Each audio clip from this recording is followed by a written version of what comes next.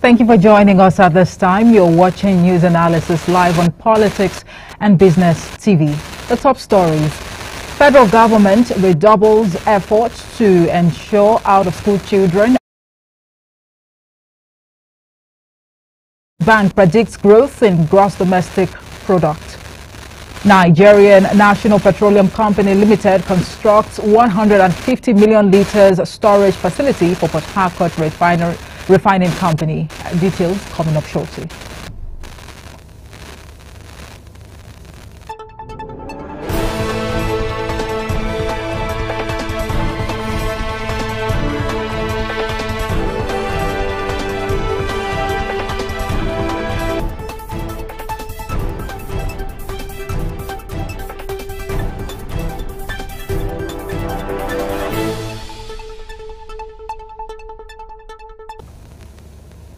Welcome back. I am Omohefe Peace Osemere. Now, the Minister of State for Education, Yusuf Sununu, says the federal government has redoubled efforts to ensure out-of-school children are returned and retained in school. The minister, who stated this at the inauguration of a national campaign on out-of-school children 2024 for 4 geopolitical zones in Nigeria, said this was to achieve a better society. Represented by the Federal Ministry's Deputy Director, Basic Education, Joy Onoja, Sununu said a significant number of children in the country were still deprived of their fundamental rights to education. He, however, assured that the ministry would identify such children, ensure their enrollment in formal and non-formal learning centers close to their homes, and provide school materials for continued learning. The World Bank has predicted the Nigerian gross domestic product will grow by 3.7% in 2025. The World Bank, in its latest report titled Global Economic Prospect, Subdued Growth, Multiple Challenges, projected that the African largest economy will improve by 3.3%, up from the projected 2.9% for 2023. The report stated that growth in Nigeria is projected at 3.3% this year and 3.7% in 2025. The Washington-based bank attributed the momentum to the gradual realization of the current macro-fiscal reforms. Since the assumption of office by President Bola Tinubu, he has initiated some reforms which include removal of fuel subsidies and foreign exchange rate harmonization, with a focus on infrastructure development, manufacturing and technology. Now, the price of 1 kilogram of rice increased year on year by 81% to 917 naira in December 2023 from 506 naira in the corresponding period of 2022. The NBS disclosed this in its selected food price watch for December 2023. NBS also said the average price of 1 kg of brown beans rose by 48.5% year-on-year to 870 naira in December 2023 from 586. Similarly, the average price of 1 kg onion bulb rose by 122.9% year-on-year to 971 in December 2023 from 435 in December 2022. Also, the average price of 1 kg of tomato rose by 77%, and it also got to 458 from 458 naira in 2022. Public enterprise premises in the Maitama area of Abuja was not bomb-related. The police public relations officer in the FCT, SP Josephine Ade, who said this in a statement, added that a rapid response team and members of the explosive ordnance disposal unit were deployed to assess the situation after the alleged incident yesterday.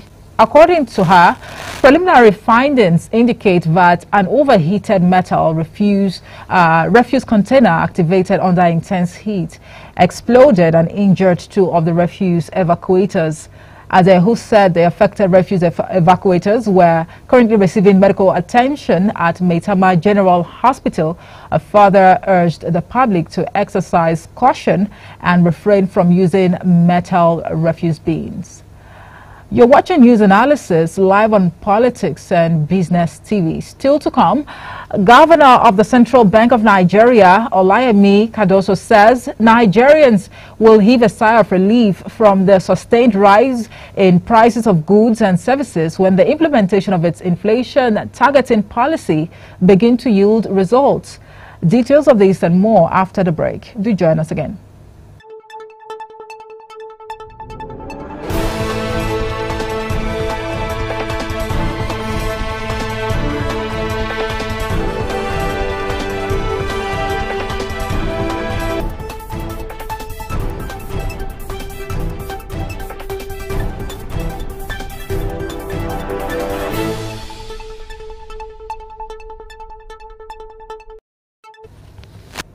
Welcome back. You are watching News Analysis live on Politics and Business TV. Now, the Central Bank of Nigeria, CBN, the Nigeria Economic Summit Group, NESG, along with the World Bank, the International Monetary Fund, IMF, and economy experts have indicated that the nation's economy will achieve some stability, leading to a reduction in the inflation rate, unemployment, and poverty.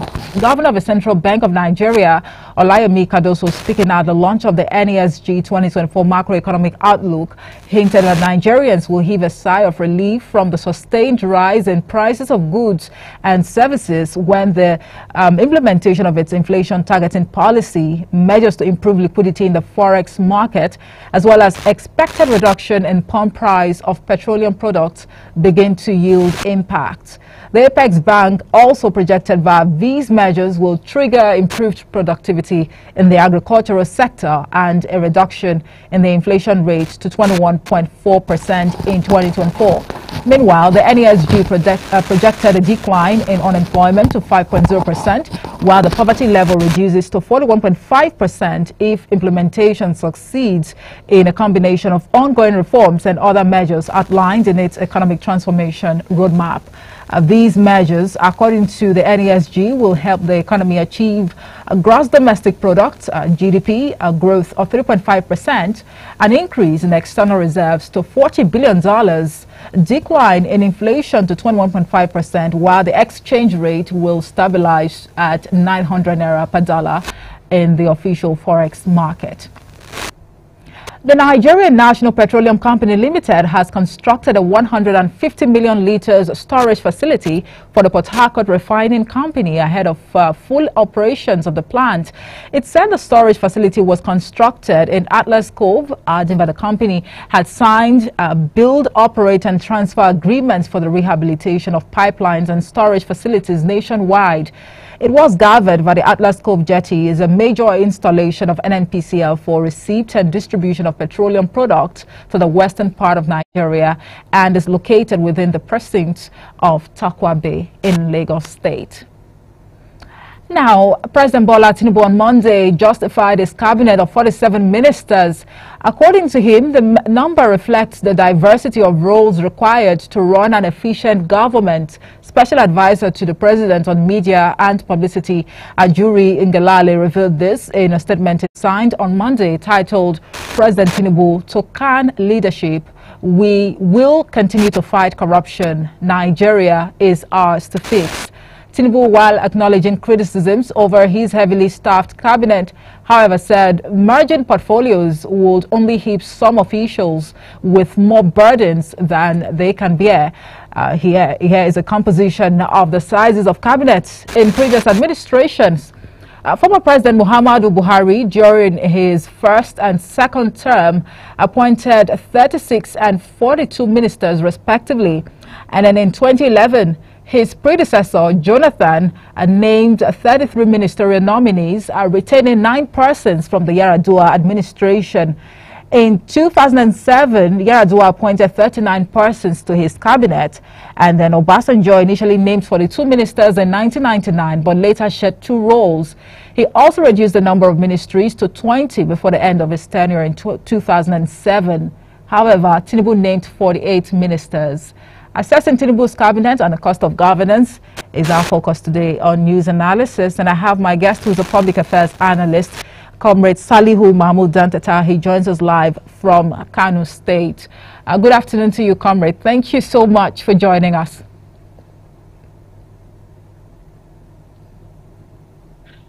Hello, comrade. Can you hear me? Good afternoon. Thank you so much for joining us.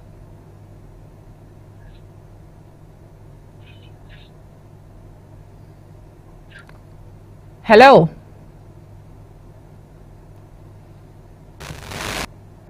Comrade, are you there? Hello, good afternoon to you. All right, it appears we're having a little bit of network, issues, but I guess we'll just take this quick breather, and when we come back, hopefully we're able to. Okay, I understand it's back on the line. Comrade, good afternoon to you. Thank you so much for joining us. Thank you very much for your time once again. Now, let us assess Tinubu's cabinet and the cost of governance. I mean, this has actually been sparking a lot of, reactions and also concerns are already brewing, coming from different quarters. Why is the cost of governance so expensive? Well, when we assess Tinubu's administration, we'll be able to know that in the first place, it started in a way Nigerians at least expected. Number one, it commenced with the removal of fuel subsidy, which hitherto made the prices of goods and services to go high, including transportation and other means of livelihood in the country. And when we talk about cost of governance under his administration, don't forget there were certain, measures he brought in place known to the system that he operates. Again, there are committees at the inception of the administration that were brought on. There is those of the Obaze and the Oyewoye for fiscal investigation committee and also others. For Oyewoye committee alone, I think at the time they took about 4 billion to be able to meet up the committee report, where some of these monies were even sourced from Federal Inland Revenue Service and what have you. That is also cost of governance, because when you set up a committee, it's not a ministry, it's just a periodical committee that will and just submit, its report of the findings. So why should 4 billion in the first place be expanded for the sitting and the running of the committee? That itself is part of the government's high cost of governance. Then outside that, there was a climate change summit they went with land entourage. Yes. That attracted a lot of Nigerians' criticisms, where when they calculated the monies that were spent on those foreign trips for climate change summit, that it will have built some feeder roads and some other important things in the country. Even though aftermath, he had to reduce numbers of entourage for himself, vice president, ministries, agencies, and what have you, but that was rather very late. So I think since inception, most of the trips he has made has been very, very high, because even the presidential air fleet that gives aircraft that he used in traveling, that they use government money to buy aviation fuel for it and what have you. Then when they go to these countries, the hotels they stay, what they eat, then the basic travel allowance and also other things which ought not to be. Okay, we so are taught as pro-democracy activists who fought for stability of democracy in Nigeria, it should have governed like the way the Prime Minister of United Kingdom governs, where they move maybe 1 or 2, 3, 4 people they deliver. Even though we are practicing an expensive system of government, presidential system, but that would have been better if, as Ahmed Bola Tinubu as president still wants to do it. I believe he can do it, but cost of governance under him is very high and he has to reduce it. all right, now what can you say about the size, in terms of cabinet under this administration? can it really be justified? One would recall also that before these, people were sworn into office, the ministers that we have now, there were, calls for the Ministry of Education, for example, to be, probably split it into two, such that we have a ministry, that will cater for the needs of, basic education, and then we'll have one separately that will cater for the needs of tertiary education. But what exactly can you say?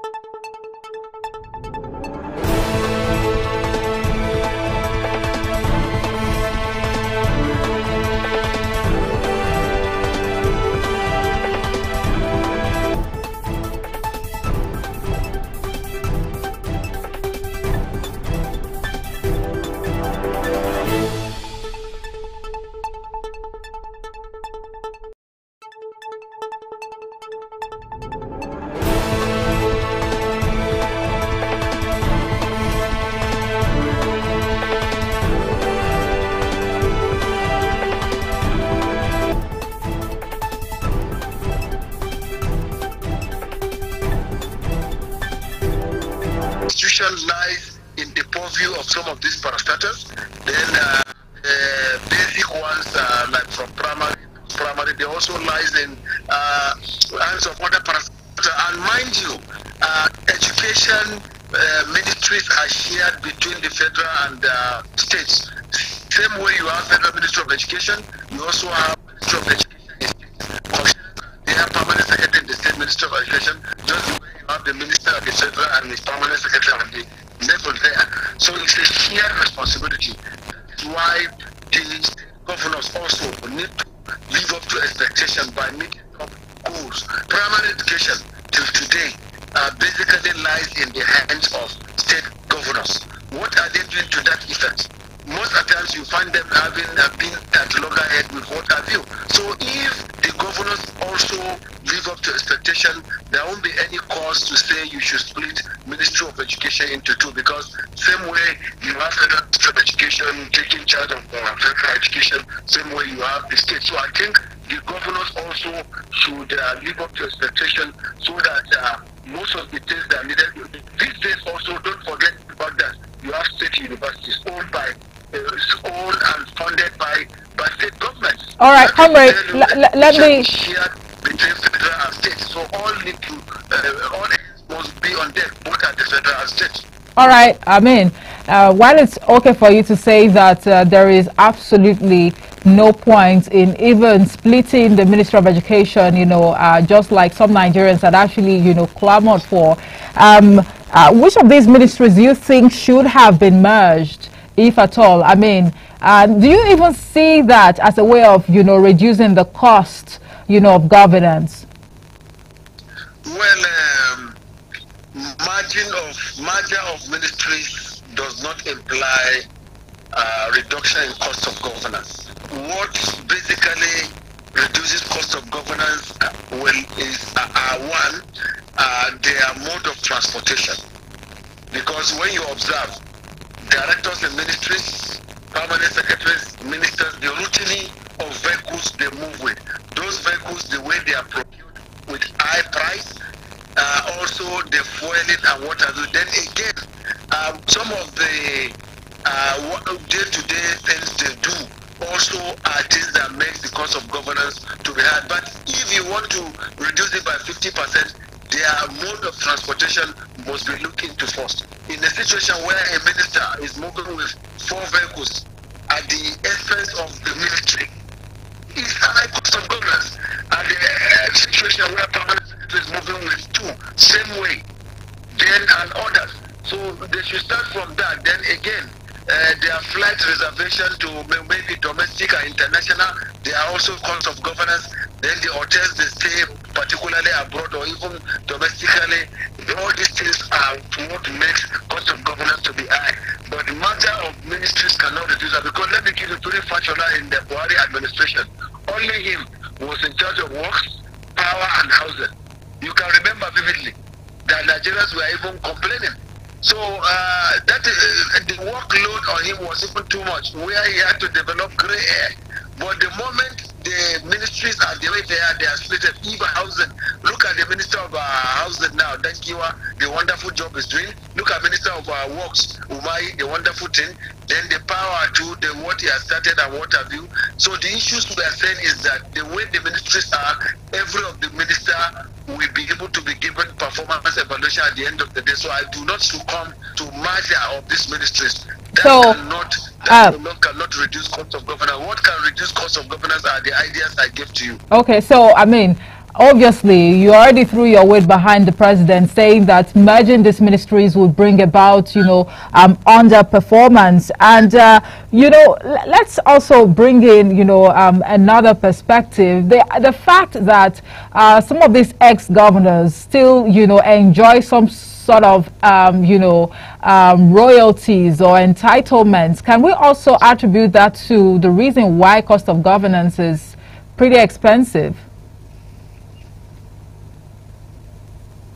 Well, I know there are certain steps that have been taken to abolish that a former governor enjoying pension, enjoying other things. It's not only the former governors. When you observe, even at the federal level, Nigerians sometimes, when we are criticizing, we don't look at the foundation and the root. Don't forget, for every former head of state and president in Nigeria, there are certain things they enjoy every year and every 2 years. Like it is a standard that in every 2 years, their automobiles, that is vehicles, must be changed. There is also a law in place that every time there are time duration where their homes they have to be renovated, and there are certain entitlements enjoyed till they die. How many Nigerians have questioned that? So if at the federal level, a former head of state and former president is enjoying that, and a state government level now, the former governor is also saying, since they have done it at the federal level for former head of state and president, let it be done for governor. Who is that to challenge that? So it also makes cost of governance to be high, but if it must be corrected, then it has to be corrected from the federal level. We are not saying that they shouldn't give certain entitlement to former president and heads of state, but it is too high. If you hear the outrageous amount, it's enough to create social security and give certain education intervention to Nigerian students. But comrade,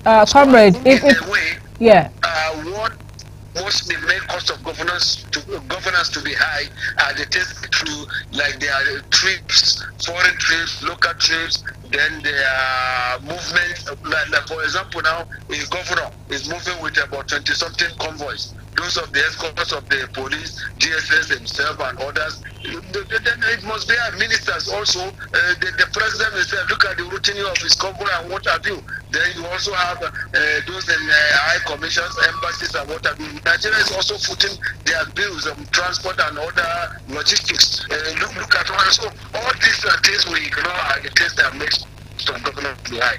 If you reduce most of this thing, you see that Nigeria has saved a lot of money. Okay, so comrade,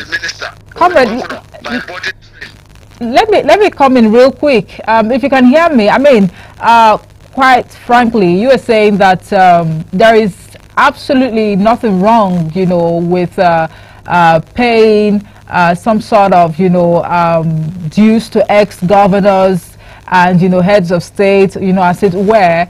But then, don't you think that is the reason why politics has, become a do-or-die affair in the country?